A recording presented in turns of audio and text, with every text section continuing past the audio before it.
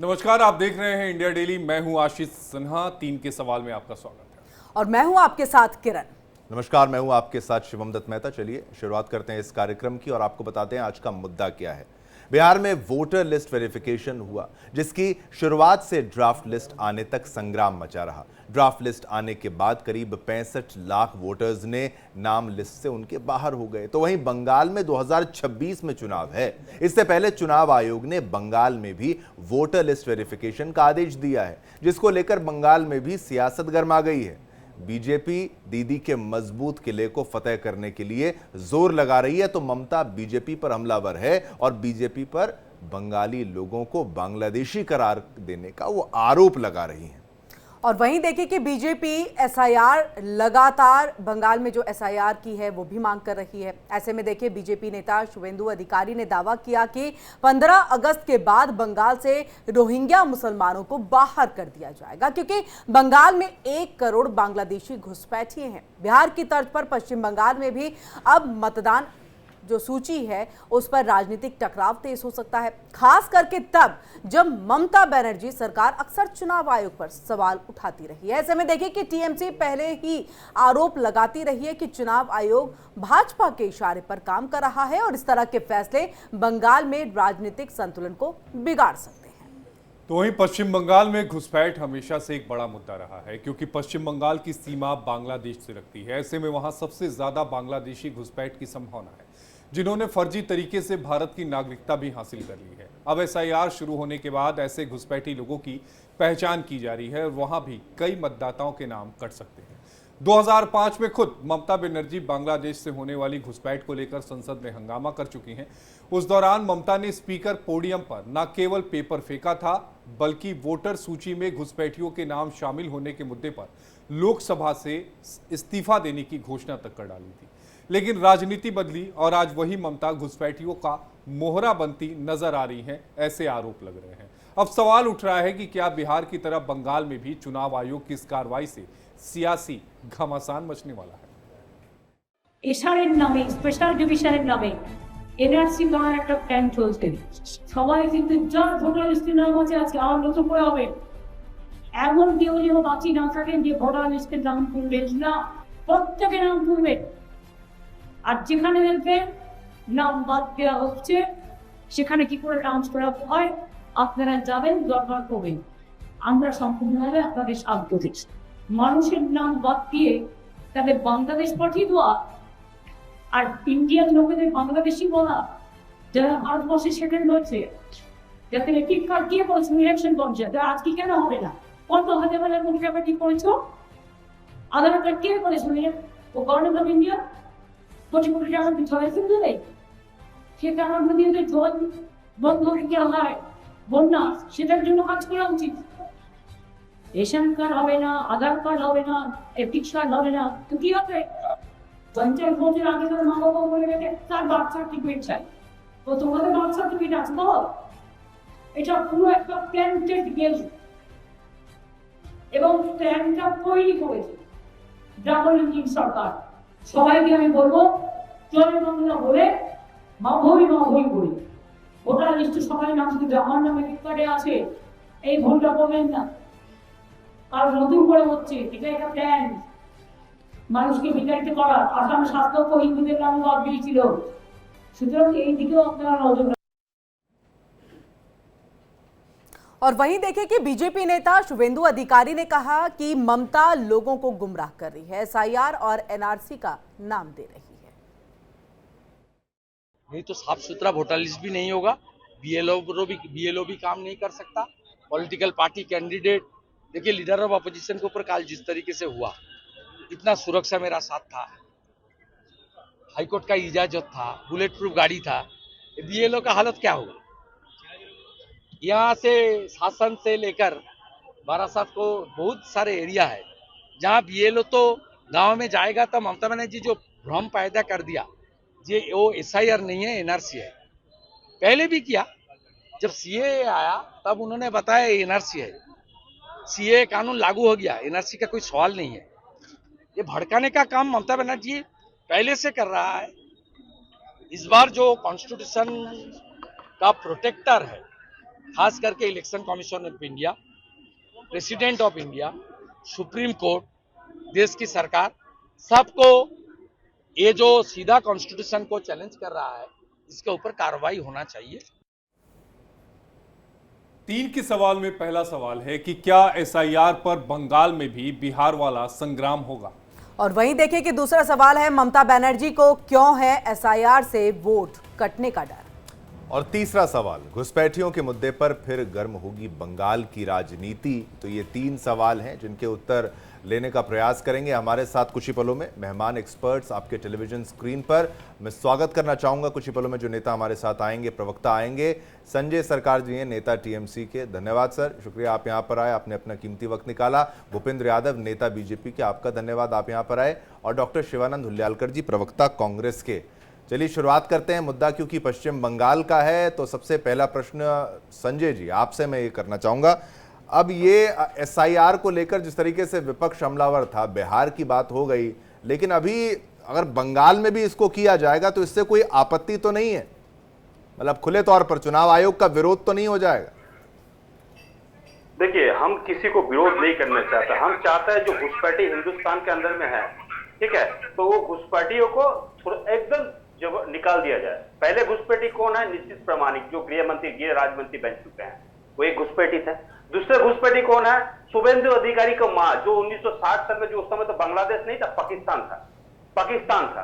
तो पाकिस्तान से मतलब जो अवैध रूप से आए हैं, वैध रूप से नहीं आए हैं, वो भी घुसपैठी है। तीसरा नंबर कौन है? एल.के. आडवाणी, लाल कृष्ण आडवाणी जी। और ऐसे नाम आपको बहुत सारे नाम आपको गिना सकता है, लेकिन क्या बात कर रहे हैं? नहीं, पहले मैंने बात सुन लीजिए। नहीं, जय आप बांग्ला, जय बंगाली। हाँ, जय बांग्ला, अरे सर, मैं रहा हूं बंगाल में, ऐसा मत बोलिए। आप किनको घुसपैठिया कह रहे हैं? नेताओं को घुसपैठिया कह रहे हैं, फिर आपकी पार्टी पर आरोप लगता है। ये गलत है ना सर, आप अपनी बात को रखिए। एसआईआर का प्रश्न था, एसआईआर का प्रश्न था, एल.के. आडवाणी पर प्रश्न नहीं था। नहीं, मैं आपको, मेरे बात तो, हम घुसपैठी, एसआईआर, इसी के बारे में बता रहा हूँ। ब्रोजोबासी बोल के एक आदमी है, उसको एनआरसी से, आसाम से लेटर आ गया एनआरसी के लिए। एक महिला, एक स्किल मैडम है, उसको पास में आ गया। ओदोल बारी में 29 आदमी, उत्तर बंग में जो जलपाईगुड़ी डिस्ट्रिक्ट में पड़ता है, उसको बारी में, मतलब जो आप फॉरेनर है इसके बोलकर नोटिंग 29 आदमी, सब देश के हिंदुस्तानी आए, और वो ना रोहिंगा है ना वो मुसलमान है, उसको बावजूद उसको ऊपर में आ गए हैं। अच्छा ये बताइए, ये क्यों आ रहा है? हेमंत विश्व शर्मा बोलता है अगर बांग्ला में कोई बात करेंगे तो। संजय जी, एक सवाल का जवाब बड़ा सीधा सा दीजिए। सुन लीजिए, बात सुन लीजिए। अरे संजय भाई, हम आपकी बात सुन रहे थे। आपने पता नहीं किनको किनको आपने घुसपैठिया बना दिया, मैं उस पर नहीं जाऊंगा। मैं तो ये भी कह सकता हूं कि अभी आपके टीएमसी के एक नेता जो थे, संदेश खाली वाले मामले में, वो कहां से आए थे, बांग्लादेश से किस तरह से आए थे, वो मैं सारी हिस्ट्री, ज्योग्राफी निकाल के रख दूंगा टीएमसी के नेताओं की, मैं उस पर नहीं आ रहा हूं। अब सवाल यहां पर एसआईआर को लेकर है। एसआईआर की टाइमिंग को लेकर विपक्ष की पार्टियों ने सवाल उठाए थे बिहार विधानसभा चुनाव को लेकर, लेकिन अब चुनाव आयोग यह कह रहा है कि पश्चिम बंगाल में चुनाव अगले साल है, अब अगर हम एसआईआर कराते हैं तो विरोध क्यों? बस सीधा सा सवाल है। टाइमिंग को लेकर अभी तक आप लोग सवाल उठा रहे थे, अब एसआईआर का विरोध क्यों? ना, हमने विरोध नहीं कर रहे हैं। अच्छा, बिहार में 2005 से 2025 के बीच में तो नीतीश और भाजपा का सरकार था, वहां पर 65 लाख आदमी को नाम कैसे आपको वहां से निकाल देगी? आप बताइए मेरे को, वहां पर कौन से घुसपैठी को, कौन से रोहिंगा है, कौन से क्या? आप थोड़ा, अरे 65 लाख का डेटा आपने देखा? आपने ऑब्जेक्शन देखा? कहिए तो मैं आपको ऑब्जेक्शन दिखा दूंगा। आज 7वां दिन है, 6ठा दिन है आज। आप माफ करिएगा, सुन लीजिए, पूरी बात सुन लीजिए पहले। संजय जी, एक भी राजनीतिक दल की तरफ से एक कंप्लेन नहीं दी गई है। सुन लीजिए, पहले बात सुन लिया करिएगा, बात ऑन रिकॉर्ड रखा करिए। क्या किसी राजनीतिक दल ने एक बार भी बोला? यहां पर कांग्रेस पार्टी के प्रवक्ता हैं, शिवानंद जी से भी मैं सवाल ले लूंगा, लेकिन जो डेटा चुनाव आयोग का है, आज सुबह 9 बजे तक का एक भी कंप्लेन रेज नहीं की गई है। कौन विरोध नहीं किया आपको मालूम? अरे मैं कह रहा हूं कि अगर किसी का नाम कटा, संजय सरकार जी, मान लीजिए आशीष सिन्हा का नाम वोटर आई कार्ड से कटेगा, तो मैं कंप्लेन नहीं करूंगा क्या? कौन बोला विरोध नहीं किया? कौन बोला कंप्लेन नहीं? अरे कहां कंप्लेन है? चुनाव आयोग का डेटा दिखा दें क्या आपको? सुने ना, बाके का जो एमपी है गिरिधार यादव जी, उसने खुद विरोध किया है। बोले मेरा बेटा को नाम कैसे जल्दी से काट दिया गया है, और मैडम मेरा बेटा यूएसए आता है, कम से कम 6 से 7 महीना समय लगता है वहां से आने के जाने के लिए, सब कुछ के लिए नहीं किया है। आपको सब उसको मतलब आप पत्रकारिता करते, लेकिन वो पत्रकारिता नहीं करता। हम नहीं चाहता आप पत्रकारिता कीजिए, लेकिन गोबर यूनिवर्सिटी। अरे सुन लीजिए ना, अरे आप अपनी बातों को रखेंगे संजय जी तो कैसे चलेगा? और आप अपनी बातों को कहे जा रहे बिना किसी तथ्य के। अब मैं चुनाव आयोग का डेटा आपके सामने लेकर आया हूं, ये नोटिफिकेशन चुनाव आयोग का, अरे सुन लीजिए पहले, 7 अगस्त की सुबह 10 बजे तक का है। एक भी पॉलिटिकल पार्टी ने अभी तक कोई भी कंप्लेन रेज नहीं किया है। सभी पॉलिटिकल पार्टीज के यहां पर नाम है, किसी ने एक कंप्लेन रेज नहीं किया है कि अमुक व्यक्ति का नाम कटा है। कहिएगा तो ये डेटा भेज दूंगा, ये मेरा डेटा नहीं है, चुनाव आयोग का है। केस नहीं हुआ, सुप्रीम कोर्ट में केस नहीं हुआ। अरे सुप्रीम कोर्ट में मामला लंबित है। केस क्या नहीं? अरे क्या केस है? सुप्रीम कोर्ट का केस बताइए, क्या केस है संजय सरकार जी? बिहार का जो वोटर है, हाँ। क्या है ना, मिर्ची बहुत लगता है। अरे किसको मिर्ची लग रही है? एक मिनट, किसको मिर्ची लग रही है? मैं चुनाव आयोग का प्रवक्ता हूं क्या कि मुझे मिर्ची लगेगी? आपसे अगर सवाल पूछ लिया जाता है तो आप जवाब नहीं दे पाते। आपके सामने मैं तथ्य रख रहा हूं। नहीं, हम जब जवाब देने के लिए जाते हैं तो आप क्या करते हैं, टोकना चालू कर। जब अरे मैं कह रहा हूं कि इसमें कहा है, चलिए भाषण देने के लिए शिवानंद जी का रुख कर लेते हैं। दूसरे ठीक है, आप सवालों का जवाब नहीं देंगे संजय जी, कोई बात नहीं।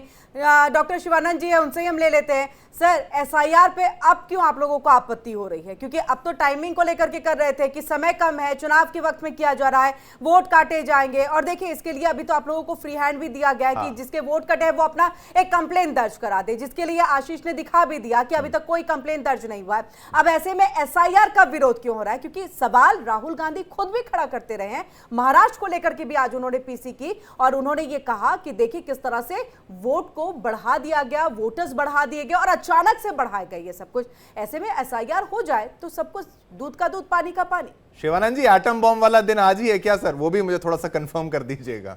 जी, good afternoon sir, Shivam sir, Kiran ji और आशीष जी और पूरा पैनलिस्ट, बीजेपी प्रवक्ता और टीएमसी प्रवक्ता जी से भी मैं नमस्कार। देखिए सिंपल है सर, हमारा नेता एलओपी राहुल गांधी जी लगातार आज तो 14 डेज हो गया, पार्लियामेंट हाउस 2-3 दिन से नहीं दे रहे। वो लोग कमांडो सीएफ, कमांडो मंगाना, धमकाना और प्रेशर लाना। अमित शाह जी खुद ही, मैं प्राइम मिनिस्टर हूँ, मेरे नेतृत्व में सब चलेगा। डॉक्टर शिवानंद जी, देखिए वक्त उतना नहीं होता कि आप पूरी भूमिका बांधेंगे फिर आप टॉपिक पे आएंगे। आप टॉपिक पे आइए ना, एसआईआर का मुद्दा है, एसआईआर पे बात करिए ना। संसद में हंगामा को तो हम बाद में करेंगे। बंगाल में अगर एसआईआर हो जाए सुकून हो रहेगा ना आपको? देखिए एसआईआर जिस तरह से नरेंद्र मोदी जी जब प्राइम मिनिस्टर इलेक्शन, लोकसभा का इलेक्शन टाइम एसआईआर करना था, अभी भी मैं चैलेंज देता हूं नरेंद्र मोदी जी को, पूरा इंडिया का गवर्नमेंट बर्खास्त करके प्रेसिडेंट लेके आ जाइए, एसआईआर करके चुनाव लीजिए लोकसभा और विधानसभा। आप ऐसा बिहार में नहीं, आप प्रेसिडेंट रूल चाहते हैं, मतलब विपक्ष को सिर्फ संतुष्ट करने के लिए आप चाह रहे हैं कि ये काम हो, किरण जी, ये काम हो कि देश में आप प्रेसिडेंट रूल लगा दे, देश में लगा दे। किरण जी 65 लाख वोटिंग बिहार से कट गया है, पश्चिम बंगाल में भी वही है। नहीं 65 लाख अगर वोटर्स कटे हैं तो यही तो आशीष यही तो डाटा दिखा रहे थे कि कोई कंप्लेंट क्यों नहीं रजिस्टर हो रहा है। अमित शाह जी जैसे सर कंप्लेंट क्यों नहीं रजिस्टर हो रहा है? तेजस्वी यादव ने रजिस्टर भी करा दिया। शिवानंद भाई, आप बात अमेरिका की करते करते आप नॉर्थ कोरिया कहां पहुंच जाते हैं? आप क्रिकेट मैच पर कहां से आ गए? एसआईआर पे सवार था, एसआईआर पे बोल दीजिए। सर सुनिए आशीष सर, हाँ। मैं वही बोल रहा हूँ किरण जी को कि देखिए एसआरए का जो भी बाहर के लोग आ रहे हैं, हम 15 अगस्त के बाद सरकार जी बोल रही है। डॉक्टर शिवानंद हुल्यालकर जी, एक चीज का जवाब दीजिए। अभी तक आप लोग ये कहते हुए आए हैं ऑपोजिशन पार्टियां कि हम टाइमिंग पर सवाल उठा रहे हैं, एसआईआर पर हम सवाल नहीं उठा रहे हैं। अब यहां सवाल यह है कि पश्चिम बंगाल में अगले साल चुनाव है, तो क्या आप लोग एसआईआर के समर्थन में हैं कि अगले महीने से वहां पर एसआईआर की प्रक्रिया शुरू हो जाए? तो कोई आपको दिक्कत? सर देखिए एसआरआई करने में हमको कोई दिक्कत नहीं, टाइम पीरियड बहुत कम है। आधार कार्ड परमिशन चाहिए, मनरेगा चाहिए, वोटर सर लिस्ट पश्चिम बंगाल में अभी वक्त है वहां पर चुनाव में। नहीं किरण जी सुनिए, और दूसरी बात सुप्रीम कोर्ट में मैटर चल रहा है, उसका डिसीजन अभी हुआ नहीं है। सुप्रीम कोर्ट का डिसीजन जब होगा तब देखा जाएगा। ठीक दूसरी है बात नहीं, रोक तो नहीं लगी है, रोक तो नहीं लगी है। फिर हाँ, आप कुछ और कहना चाहें फिर दूसरे गेस्ट पर भी चलेंगे। शिवम सर, और हमारे नेता एलओपी राहुल गांधी जी ने आज पूरा भांडा फोड़ दिया नरेंद्र मोदी जी। एटम बम आज ही फूटा है क्या? मतलब वही हाँ जी जी जी सर। और इंदिरा भवन से हमारा नेता एलओपी, तो शाम को चुनाव आयोग का वो भवन रहेगा या नहीं रहेगा? सर सुनिए ना, 100% रहेगा। वो भी एक संविधान है, मैं रिस्पेक्ट करता हूँ डॉक्टर, लेकिन एजेंट बन के कोई काम करता तो हम छोड़ेंगे नहीं। शिवानंद हुलियालकर जी, मुझे राहुल गांधी जी का बयान याद है, वो कहते हैं कि जब एटम बम फटेगा तो चुनाव आयोग नहीं रहेगा। तो मैं इसीलिए पूछ रहा हूं कि वो भवन रहेगा कि नहीं रहेगा वो चुनाव आयोग वाला। देखिए चुनाव आयोग जो कमिश्नर है वो रिटायर्ड हुए थे भी हम छोड़ेंगे नहीं। उन्होंने क्या किया आशीष जी, आपका नाम कर्नाटका में भी है, महाराष्ट्र में भी है, मध्य प्रदेश में, भाई मैं बनारस का रहने वाला हूँ और मेरे पास एक ही आधार कार्ड है, उदाहरण मेरे पास बनारस का है। मैं आपके उदाहरण को समझ गया, मैं समझ गया। भूपेंद्र यादव जी से ले लेते, 13 मिनट हो गए। भूपेंद्र जी पहली प्रतिक्रिया आपकी, क्षमा चाहता हूं देर से आपके पास आए। नो मेंशन आशीष बाबू, सभी को प्रणाम जी, और पूरे देश की जनता को नमस्कार और सलाम। मैं बात करूं एसआईआर पर जो आज डिस्कस हो रहा है, हमारे टीएमसी के संजय भाई और हमारे शिवानंद भाई कांग्रेस के, ये तो आइटम बम लेकर के कि पहले देश को दहलाते थे, अभी दिल को दहला रहे हैं। इनके पास खाली खोखा है, इनके पास कुछ है भी नहीं। ये लोग ऐसा याद नहीं चाह रहा है भाई, लोग का जंगल वही है, वही जंगल सफाया हो रहा है। इसीलिए लोग एसआईआर पर सुप्रीम कोर्ट भाग गए। देश की जनता के साथ अन्याय कर रहे हैं ये लोग। देश को पहले से 55 साल शासन काल के दौरान ये लोग लंगर बना दिए थे कि आओ भाई किसी देश से आओ और यहाँ खूब मलाई बड़ा चाव हो। तो अब हम लोग चावने उबने नहीं देंगे। इस देश की टैक्स का पैसा इस देश की जनता की हक में होगी और इस देश के जनता का ही वोटर लिस्ट में नाम होगा, ताकि एक हेल्दी मतलब और आप बैट मिक्सिंग करके आप लोग आए हैं, फ्रॉड गवर्नमेंट है केंद्र सेंट्रल में। अरे ये संविधान की किताब में कहां दिखा रहे हैं आप कि सीबीआई ईडी के जरिए वो सरकार में आ गए? ये शिवानंद जी संविधान की कहां किताब में लिखा हुआ है? आशीष जी इलेक्शन की बात कर रहा हूँ। इलेक्शन की बात करिए आप, चूंकि वो पढ़ के बता रहे हैं तो लोगों को भ्रम हो जाएगा। मैं इसीलिए क्लेरिफाई कर रहा था। ये लोग ये स्टैंडर्ड ऑपरेटिंग प्रोसीजर बन गया है कि ये इसी तरीके से। एक minute Shivanand ji please, Shivanand ji please आप एक बार यादव जी की बात कंप्लीट हो जाए फिर खत्म करेंगे, सभी को मौका देंगे। मेरी बात को सुनिए। इस जो संजय भाई हमारे हैं, ये जो टुकुर टुकुर देख रहे हैं टीएमसी के भाई, ये जानते हैं, ये कहते हैं कि आम ही भालो तुम ही भालो अब बाकी के गड्ढे में डालो। इनकी बंगाल की आम आवाम गरीब जनता की परवाह नहीं है मेरे भाई। हमारी ममता दीदी सिर्फ सत्ता में काबिज होने के लिए बांग्लादेश और रोहिंग्या मुसलमान के वोट पर काबिज है और यही सी चीज का इन लोगों को डर है। ठीक है, संजय जी से इसी का जवाब ले लेते हैं। संजय जी इसी चीज का डर है आप लोगों को, और याद भी है हमें जब मुख्यमंत्री ममता बनर्जी विपक्ष में थी तब वो रोई भी थी और इसी चीज को लेकर के कि देखिए किस तरह से रोहिंग्याज और बांग्लादेशी आकर के वोट बैंक जो है दूसरी पार्टियों के बन रहे हैं। याद होगा शायद आपको भी संजय जी। नहीं अमृत वाणी जैसा सुन रहे थे ना, तो हमको भी बोलने के बीच में टोकिएगा नहीं। हम ये भाई महोदय जो आप भी अमृतवाणी आप भी अमृतवाणी ही बोलिएगा तो सुन लेंगे। आप अगर तथ्यों से इधर उधर जाएंगे तो टोकूंगा। संजय दा आपनी कथा बोलोन संजय दा आप बोलिए ना प्लीज। एक्चुअल क्या आता है? अच्छा ये बताइए, रोहिंग्या कब इंडिया में एंटर लिया था और कब हुआ था? यादव जी, पहले यादव जी सवाल पूछ रहे हैं, आप यादव जी बोलिए। और उस समय गृह मंत्री कौन था? यादव जी, अरे यादव जी को लीजिए स्क्रीन में, यादव जी को। अरे संजय जी आप जवाब दीजिए ना, आप अपनी बात को रख लीजिए ना, तो फिर समय खत्म हो जाएगा। 55 साल कांग्रेस के और आप लोगों का कुशासन वही तो इस देश को बर्बाद करने के फिराक में है।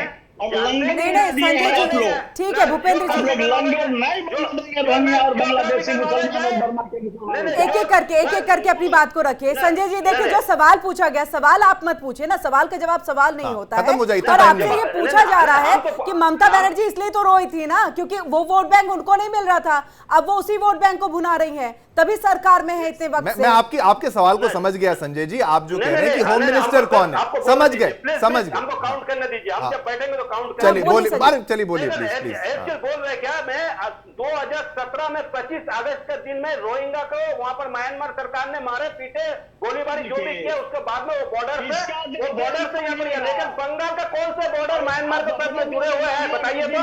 बंगाल का कोई बॉर्डर नहीं है। 1642 किलोमीटर जो बॉर्डर है ना वो अरुणाचल, नागालैंड और मणिपुर से जुड़े हुए हैं। आप लोगों की जनता से उड़िए ना पता है। आप लोग देश की जनता को आप लोग जो है रोहिंग्या के और अगर चलिए ऐसे नहीं कोई जिम्मेदारी गृह मंत्री जी को है। ठीक है। अगर घुसपैठी इंडिया में घुसते चल, उसकी जिम्मेदारी गृह मंत्री जी को है। क्यों गृह मंत्री जी को है? बीएसएफ भी गृह मंत्री देखता है, एसएसबी भी गृह मंत्री देखता है, हम लोग नहीं देखता, बंगाल पुलिस नहीं देखता है। हाँ। तो गृह मंत्री लेकिन बंगाल पुलिस जब रोहिंग्या या बांग्लादेशी एंटर कर जाते तब तो उनकी जिम्मेदारी बनती है ना, तब तो जिम्मेदारी बनती है ना। अंदर में अगर वोटर आईडी कार्ड बन रहे हैं फिर किसकी जिम्मेदारी है? इलेक्शन कमीशन बता मतलब देंगे। ऐसे अचानक से आप अपने जिम्मेदारियों से पल्ला नहीं झाड़ सकते। नहीं पुलिस की जिम्मेदारी बनती है, स्टेट के अंदर ही बनती है।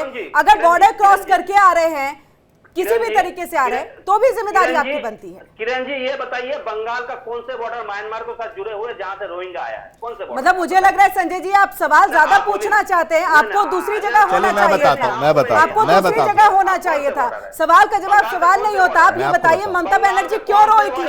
ममता बनर्जी क्यों रोई थी? पत्रकार है ना, आप पत्रकार है तो पत्रकार को तो जानकारी होना चाहिए। नहीं संजय जी बात ये नहीं है, आपके सवाल का जवाब देने के लिए हम नहीं खड़े हैं ना। अच्छा संजय जी क्या बोलना चाहते हैं? इनके सवाल का जवाब देने नहीं खड़े, सवाल का जवाब आप देंगे। ममता बनर्जी क्यों रोई थी? किरण जी से पूछता हूँ, मैं आपसे पूछ रही हूँ ममता बनर्जी क्यों रोई थी? ममता बनर्जी क्यों रोई थी? ममता बनर्जी क्यों रोई थी?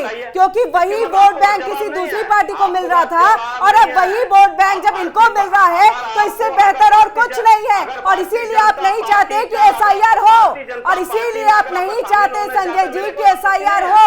और ये दो तरफा नीति नहीं चलेगी, ये दो तरफा नीति नहीं चलेगी, कतई नहीं चलेगी। नहीं संजय जी सवाल से बाहर निकल के जवाब दीजिए। एंकर को टारगेट बने हैं, एंकर को टारगेट नहीं करिए। हम किरण जी को बोले लोकतंत्र में आपको अधिकार है भारतीय जनता पार्टी में। अरे सुन लीजिए, अब सुन लीजिए संजय सरकार जी, अरे सुन लीजिए, कोई डायरेक्ट अंदर थोड़ी ना आएगा। शिवम रुक जाइए, कोई डायरेक्ट अंदर आएगा क्या? आप कह रहे हैं कि अरुणाचल से आ गया, नागालैंड से आ गया, मिजोरम से आ गया क्या? अरे इतना भी कोई बेवकूफ नहीं है ये रोहिंग्या, ये बांग्लादेश के रास्ते से आ रहे हैं। 270 से ज्यादा किलोमीटर की सीमा बांग्लादेश और म्यांमार के बीच में सटती है। क्या ये गलत है? क्या ये गलत है? 4061 किलोमीटर की सीमा बांग्लादेश से पश्चिम बंगाल की सटती है। क्या ये गलत है? आप गलत है क्या? आप एंकर को टारगेट कर रहे हैं। बॉर्डर कौन है? अरे आप, मैं बता तो रहा हूं कि वो क्यों अरुणाचल से आएंगे, वो क्यों आएंगे मिजोरम से, वो क्यों आएंगे उधर से नागालैंड से, वो पश्चिम बंगाल आएंगे बांग्लादेश के रास्ते। आप तो ऐसे कह रहे हैं कि जैसे कि अरुणाचल प्रदेश ने गेट खोल दिया, मिजोरम ने गेट खोल दिया। और टारगेट पॉलिटिक्स मत करिए, कलीग एंकर को आप टारगेट मत करिए। एक मिनट ये डिबेट कहीं और चली जाएगी। संजय दा अरे संजय दा मैं आपको समझा रहा हूं ना। अरे संजय दा सुनिए, आराम से लड़िए नहीं। अरे मैं कह रहा हूं कि अगर वो बांग्लादेश के आगे, बांग्लादेश के जरिए पश्चिम बंगाल में आ रहे हैं तो क्या दिक्कत है? एक मिनट आशीष, मुझे लग रहा है बातों को समझना नहीं चाहते। बड़े प्यार से हमारे चैनल पे, अरे सुनिए संजय दादा, अरे कोई ठीक है व्यूअर को कुछ पता तो लगे, आप क्या बोल के चले जा रहे हैं? आतंकवादी से भी भयंकर होता है। आप मुझे, मैं अच्छा आतंकवादी से भी भयंकर होता है। ये अच्छा, हकीकत कौन है आतंकवादी? हाँ। संजय जी, एक ये बीके- मतलब बीके हुआ वो पत्रकार- कोई पर्चा वर्चा बीके हुआ छपवा रखा है पत्रकार- क्या आप लोगों ने? बीके- कैसी बीके- बातें बीके- कर रहे हैं आप? बीके हुआ पत्रकार- संजय जी, बीके हुआ कैसी बातें कर रहे हैं आप? आतंकवादी अरे से भी संजय जी, भयंकर कैसी होता है। बातें कर रहे हैं आप? संजय जी आइए स्क्रीन पे आइए, स्क्रीन पे आइए, बस करिए, बहुत हो गया आपका ये ड्रामा। आप क्या बिका हुआ पत्रकार बोलने यहाँ पर आए हैं? हाँ? आप पत्रकारिता में- आप क्या बोल, एक मिनट प्लीज आशीष, किरण, एक मिनट, बस करिए आराम से। संजय जी, एक तो आप तमीज से बात करेंगे, हमने आपको कुछ नहीं कहा, हमने आपको कोई टिप्पणी नहीं की, आप बिका हुआ पत्रकार और अजीबोगरीब बात नहीं करेंगे। हमने आपको नहीं, ठीक है। केवल डेमोग्राफी बताई है, किस रास्ते से आया जा सकता है। संजय जी, अगर बात इतनी अब चुप है तो छोड़ दीजिए। मेरे सवाल का आप जवाब दे दीजिए। संजय जी अरे संजय जी, मेरे जो डेमोग्राफी बताई है, क्या उससे इनकार करते हैं आप? संजय जी, हम संविधान को मानते हैं, हम स्वतंत्रता परिवार पे आए हैं। ठीक है, अब आइए। आर्टिकल 21 उतना ही है जब तक आप किसी दूसरे के मौलिक अधिकारों का हनन न कर दें। मैं एक बात बताता हूं आशीष, ये जरूरी है। संजय दा जवाब दीजिएगा। एक रत्ना विश्वास हैं, आपकी लोकल टीएमसी लीडर हैं, ये आपको बताऊं 2023 की खबर है, बाकायदा प्रिंट में, आप खुद पढ़ लीजिएगा। नॉर्थ 24 परगना में उन्होंने रिमार्क्स दिए थे, उन्होंने बोला था कि जो बांग्लादेश से आए हैं और जिनको अपना वोटर लिस्ट बनाना है, बहुत से बांग्लादेशी यहां रिसाइड करते हैं, और जो बांग्लादेश से आए हैं अगर उनको कोई एनरोल करने में डिफिकल्टी होती है तो वो जाकिर दा को बोलें। जाकिर हुसैन जो टीएमसी लीडर है वहां पर, ये हुआ था ना। अब बांग्लादेशियों का समर्थन आपकी पार्टी कर रही है, मैं नहीं कह रहा। मैं अच्छी सुनता हूं। रोहिंग्या का जवाब एक ले लीजिए संजय दादा, गलत। रोहिंग्या का जवाब आप भी ले लीजिए। मैं आप 10 सेकंड समय दीजिए, आप 10 सेकंड। चलिए, आप बोल। भारतीय जनता पार्टी का हिंगलगंज का नेता था निमाई राय। उसने कहा कि अवैध रूप से भारत में, हिंदुस्तान में सब बांग्लादेशी को लेके आते थे, 50,000 से 1 लाख रुपया लेके। वहां पर मैं मंडल सभापति था निमाई राय। संजय सरकार जी, आपने जवाब दिया नहीं। वोटर कार्ड, आधार कार्ड, शाहजहां शेख कौन था? शाहजहां शेख ये कौन था? कहां से आया था? शाहजहां शेख क्या भारत में जन्मा था? अरे रत्ना विश्वास का जवाब नहीं दिया। शाहजहां शेख भारत में जन्मा था क्या? 1941 का। आप शाहजहां शेख पर कुछ बोलेंगे नहीं? शाहजहां शेख पे बोलिए ना, कहां से आया था वो? मुझे लगता है संजय जी किसी सवाल का जवाब यहाँ पर देना नहीं चाहते, गोल घुमा रहे, मेरे भी सवालों का जवाब नहीं दिया और सवाल पे सिर्फ सवाल करते हुए दिखाई देते हैं। और संजय जी, मुझे लगता है कि आपको ना स्पोक्स पर्सन नहीं होना चाहिए था, आपको आरोप प्रत्यारोप वाले कैटेगरी में होना चाहिए था। आप आरोप लगाते हैं, आप लोग मीडिया पे ही चढ़ जाते हैं, सीधे आप लोग एंकर्स पे ही चढ़ जाते हैं। ये सबसे बड़ी आप लोगों की गलती होती है, ये कभी दूसरे पार्टी के लोग नहीं करते हैं। शिवानंद जी, आपके पास। जी किरण जी, ऐसा रहे करने में हमको कोई एतराज नहीं है। किसी गौर गरीब दलित एससी एसटी ओबीसी का माइनॉरिटी जो लोग हैं उनके ऊपर अन्याय नहीं होना चाहिए। और वहां से पश्चिम बंगाल के लोग महाराष्ट्र हो, कर्नाटक हो या गुजरात राजस्थान कहाँ गए उनके बारे में सोचना चाहिए, उनको टाइम पीरियड देना चाहिए। दूसरी बात यह है कि देखिए स्टेट गवर्नमेंट का और सेंट्रल गवर्नमेंट का दोनों का भी जिम्मेदारी है, बाहर के लोगों को रुकाने का दोनों का जिम्मेदारी है। दूसरी बात, टीएमसी मेरे इंडिया गठबंधन के मेरे मित्र, आपको तीनों भी आप मेरे रिस्पेक्टेड है, मैं हमेशा रिस्पेक्ट करता हूं। हमारे बात उल्टा आपके वजह से पब्लिक तक जाता है। अगर उन्होंने कुछ गलती की है तो मैं तीनों को भी मैं सॉरी बोलता हूँ, नहीं। आपकी वजह से। अरे संजय जी देखिए, संजय जी बड़प्पन है, लेकिन ऐसी कई चीजें हमें दो चार होनी पड़ती है। आपकी वजह से हमारा बात पब्लिक तक जाता है। बीजेपी ने हमारे बात कोई भी चैनल आज हमारा नहीं दिखा रहे।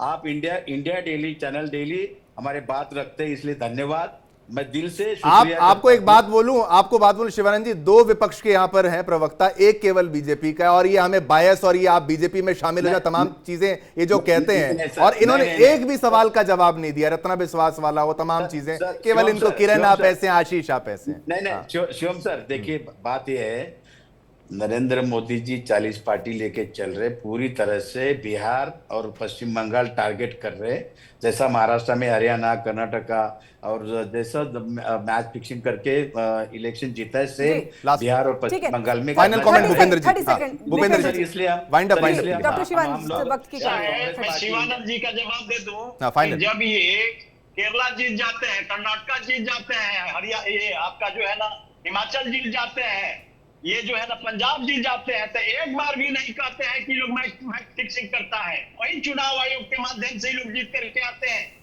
और आज जब एसआईआर हो रहा है तो ये लोग को जलन क्यों है भाई? ये जो बोल रहा है हमारे संजय भाई, इनके पास तो कोई लगता है कि हम नहीं समझते हैं कि कोई मुद्दा भी है।